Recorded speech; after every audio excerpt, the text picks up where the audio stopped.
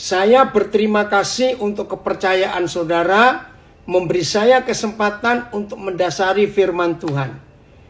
Tadi kita sudah belajar soal tanaman tumpang sari. Saya kagum. Ternyata tanaman tomat itu penghalang hama. Terima kasih. Saya belajar hari ini. Tomat. Maka itu saudara-saudara, kalau ada hama, ayo kita tanam tomat di kebun sayur kita. Ternyata hama itu takut. Lalu yang kedua saya belajar tadi, kita harus minta ampun. Kalau baru ada satu atau dua batang pohon di tanaman di kebun kita yang ada hamanya, jangan panik. Betul, jangan panik. Nah, kalimat yang saya dapat tadi, mereka juga perlu hidup. Aduh, itu kalimat yang luar biasa. Kenapa bisa begitu? Sebab semua yang Tuhan ciptakan itu pasti punya maksud. Apa saja. Walaupun kelihatannya itu hama, ternyata tidak. Saudara, kita melihat di alam semesta ini ada hukum yang memang tidak tertulis, tapi kita paham. Hukum itu adalah, ini selain manusia ya, selain manusia. Di alam bebas tentang dunia binatang ada hukum.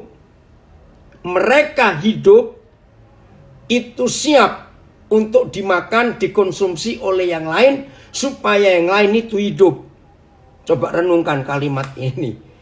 Dalam dunia binatang ada sebuah konsep alam yang Bapa kita yang menciptakan alam semesta itu menentukan bahwa semua binatang itu hidup untuk mereka bisa dimakan oleh binatang yang lain supaya makan mereka jadi hidup, dan seterusnya begitu siklus mereka.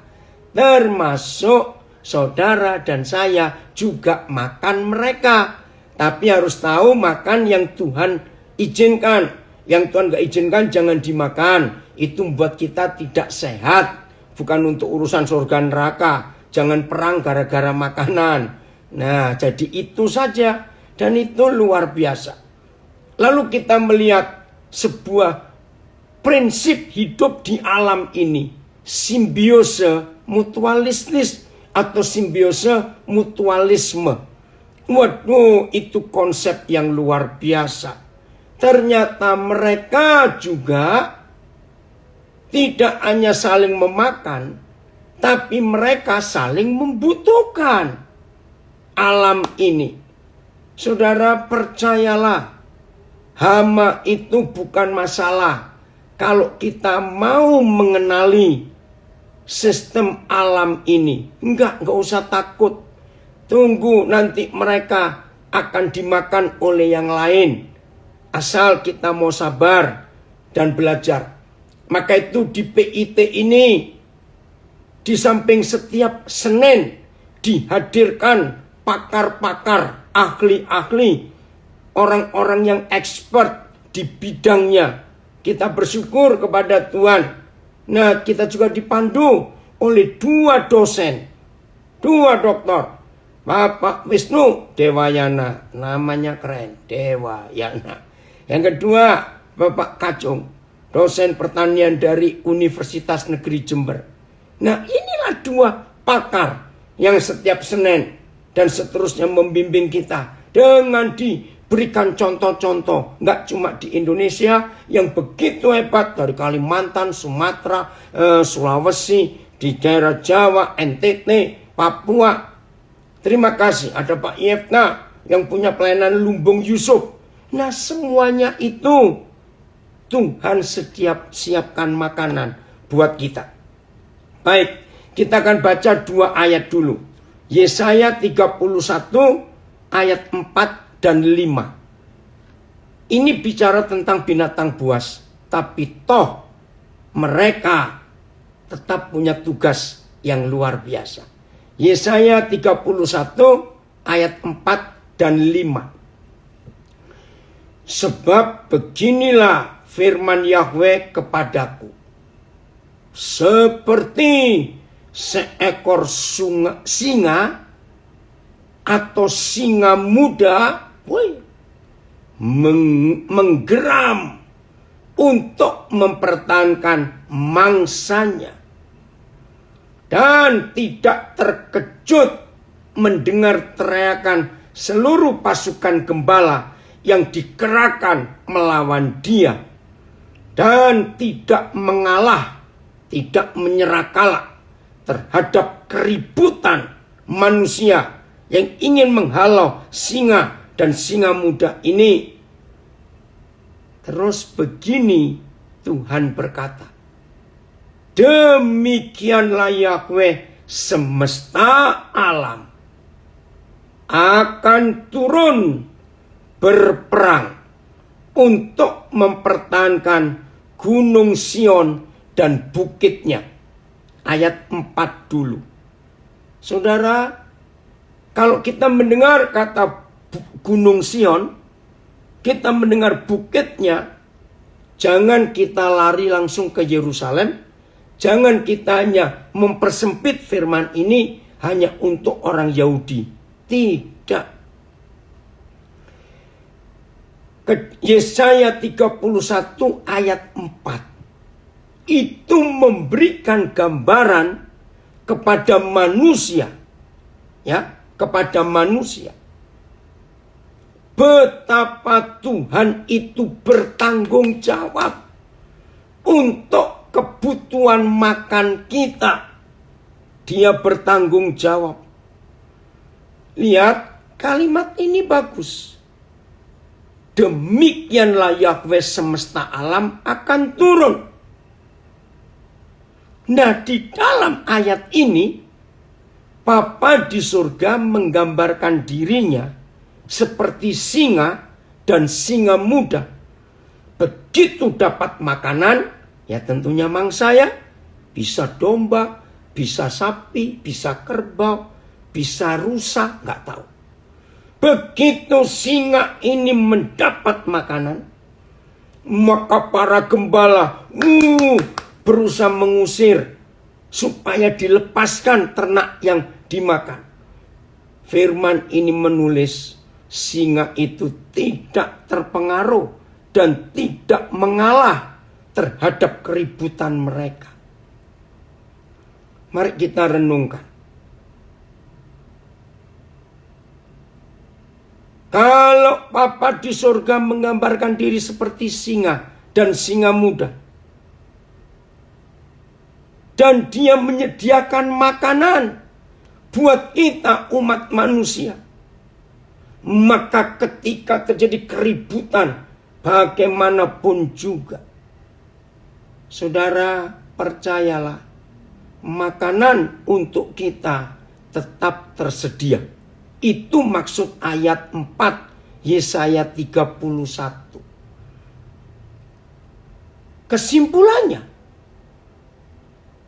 sebetulnya manusia itu tidak perlu sampai kelaparan. Nggak perlu. Tuhan bertanggung jawab untuk menyediakan makanan buat kita. Coba kita lihat fakta.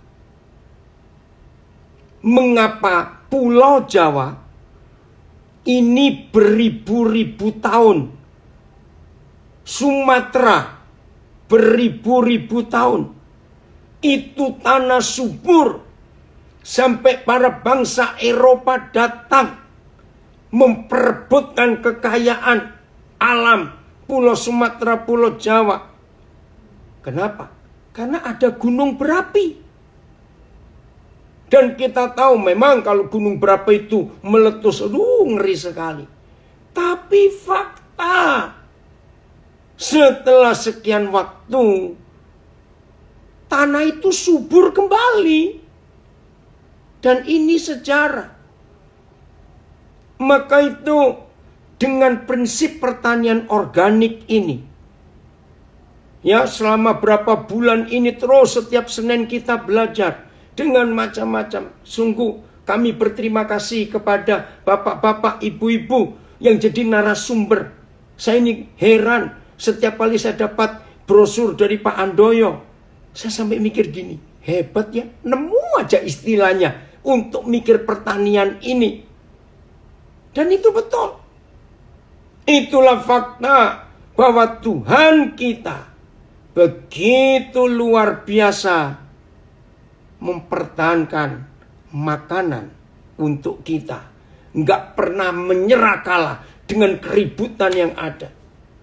Ada macam-macam hal di alam ini. Dalam arti bencana alamnya. Percayalah. Dia seperti singa muda. Makanan pasti ada untuk kita. Ayat 5. Seperti burung yang berkepak-kepak melindungi sarangnya.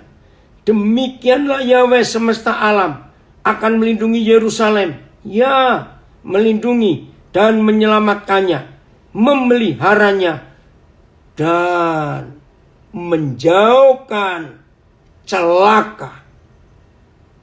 Saudara, dari firman ini kita belajar. Kalau manusia bertobat tidak rakus. Mengolah tanah dengan kata cukup. Tidak dieksploitasi berlebihan. Maka hara, humus, kesuburan tanah itu terus siklusnya akan berlanjut. Wih, ini luar biasa. Jadi alam ini sudah menyediakan makanan dalam tanda kutip gratis, asal kita mengelolanya dan mengolahnya dengan hikmat, bijaksana, dan rasa cukup. Mereka juga hidup. Tanah itu hidup. Tanah itu bukan benda mati. Seperti tumbuhan itu hidup, hewan itu hidup. Maka tanah pun harus kita sayangi, kita rawat, kita jaga. Ingat, saya pernah punya istilah, tanah itu sakit dan kecewa dan sedih ketika tanah itu dieksploitasi dengan menggunakan pupuk-pupuk kimia. Mereka marah, mereka sakit, lalu tanah itu mati. Gara-gara racun yang dibuat oleh manusia. Jadi Bapa di surga itu menyediakan makanan buat kita manusia ini dengan cara yang luar biasa. Untuk itu saudara, mari mulai hari ini kita mempercayai konsep ini. Betapa Tuhan menyediakan makanan yang hebat sekali di alam ini. Ayat yang terkenal selama PIT-nya ada, Pelayanan Indonesia Bagian Timur, adalah Kejadian 8 ayat 22. Nah, maka itu terima kasih Bapa di surga karena Bapa menyediakan hal-hal yang hebat dan jangan lupa gratis. Kejadian 8 ayat 22. Ini luar biasa saudara. Begini kata Bapa di surga. Kejadian 8 ayat 22. Selama bumi masih ada. Ini ayat emas kita. Ini ayat andalan kita. Mau bicara tentang farming God's way. Bercocok tanam dengan pola surga. Mau bicara tentang teori apa saja soal tanaman, tumbuhan, sayur-sayuran, biji-bijian. Maka Kejadian 8 ayat 22 harus jadi bagian kita. Makasih ya, enggak.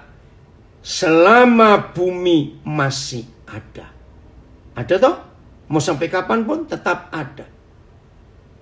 Takkan berhenti-henti musim menabur dan menuai, dingin dan panas, kemarau dan hujan, siang dan malam. Saudara lihat siklus ini selama bumi masih ada. Masih ada toh sampai hari ini. Dan lihat apa yang Papa beri buat kita. selama bumi masih ada, siklus kehidupan itu nggak pernah putus. Menurut Kejadian 8:22, panas, musim dingin, musim menabur, musim menuai, musim kemarau, musim hujan, siang dan malam terus berputar. Saudara, luar biasa. Kita harus berterima kasih kepada Bapa di surga. Kita harus berterima kasih kepada tanah yang Bapa beri untuk kita hidup. Maka itu kita harus percaya. Menurut Kejadian 8 ayat 22. Enggak ada orang lapar. Enggak ada orang miskin. Maaf. Yang ada orang malas. Dan yang merusak ekosistem. Harus bertobat. Ini anak saya memberikan terjemahan dari versi membaca dengan mudah. Selama bumi berlanjut, selalu ada waktu menanam dan waktu panen. Dan selalu ada yang dingin dan yang panas. Musim panas dan musim dingin. Siang dan malam di bumi. Puji Tuhan. Ini terjemahan yang lain. Nah, inilah janji Tuhan untuk memelihara kita. Supaya kita tidak merusak. Jadi harus berterima kasih kepada tanah yang Tuhan ciptakan. Ulangan 32 ayat 1. Ulangan 32 ayat 1. Ayo para petani, para peladang, para pekebun, gunakan firman ini. Ulangan 32 ayat 1. Terima kasih Papa. Ada firman yang luar biasa ini. Jadi kalau kita mau bercocok tanam, kita mau mengolah tanah, perhatikan Ulangan 32 ayat 1 ini. Maaf ya. Terima kasih. Pasanglah telingamu, hai langit, aku mau berbicara. Oh, jadi langit itu bisa dengar firman Tuhan. Musa bicara, hai langit pasang telingamu, aku mau berbicara. Dan baiklah bumi mendengarkan ucapan mulutku. Papa, terima kasih. Ucapan mulut yang bagaimana? Memperdengarkan suara. Maaf, ucapan mulut yang bagaimana untuk bumi? Perkataan suara kita apa untuk langit? Jawabannya firman Tuhan. Kita ngomong kepada langit, kita bicara kepada bumi, sampaikan firman. Apa saja yang saudara dapat. Lihat hasilnya ayat 2. Mudah-mudahan pengajaranku, pengajaran firman, menitik laksana hujan. Nah, ini kan perlu. Jadi dari langit akan turun hujan. Setelah langit mendengar perkataan kita, suara kita. Mudah-mudahan pengajaranku menitik laksana hujan, perkataanku menetes laksana embun. Wih, luar biasa. Apa yang kita katakan sebagai firman Tuhan, jadi hujan, jadi embun. Terus, laksana hujan renai. Ini bahasa Melayu. Hujan renai itu hujan yang halus sekali, sehingga tidak merusak bunga ketika musim bunga mulai. Kalau hujannya deras, rusak. Hebat Bapak kita, renai. Hujan yang halus sekali, saudara. Dan ke atas tunas muda. Dan laksana diurus hujan ke atas tumbuh-tumbuhan. Ini hasilnya. Kalau saudara dan saya menggunakan firman Tuhan untuk kita bersyukur. menjadikan langit mendengar firman Tuhan, bumi mendengar pengajaran. Keren ya saudara? Maka itu bersyukur kepada Tuhan. Misalnya terjadi macam-macam, maaf nyimpang dikit, gak usah dipercaya sih, tapi ya karena banyak yang takut. Wih, dengan vaksin katanya ada chipnya semuanya. Nanti bagaimana kalau harus pakai cap 66? Maaf ya, ini nyimpang dikit, gak usah takut. Kalau kita semuanya rajin bercocok tanam, udah gak usah jual beli apa, makan dari hasil kebun sendiri. Terima kasih PIT memberikan kita pelajaran yang luar biasa.